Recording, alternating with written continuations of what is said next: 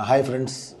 இந்த 2025 நம்மளை பொறுத்தளவுக்கு லக்ஸுரினா என்ன?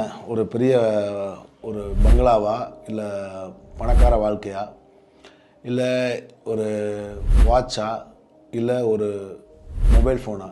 என்னையை பொறுத்தளவுக்கு பார்த்திங்கன்னா டிசிப்ளின் தான் வந்து ஒரு மிகப்பெரிய லக்ஸுரி நான் நினைக்கிறேன். ஏன்னா நிறைய டிஸ்ட்ராக்ஷன்ஸ் இருக்குது. நம்ம we are attracted towards distraction, சரிங்களா? அப்போ என்ன ஆகும்னா, எனக்கு இந்த சேலஞ்சில் என்ன பிரச்சனைனா, நிறைய டிஸ்ட்ராக்ட் ஆகிட்டே தான் இருக்கேன்.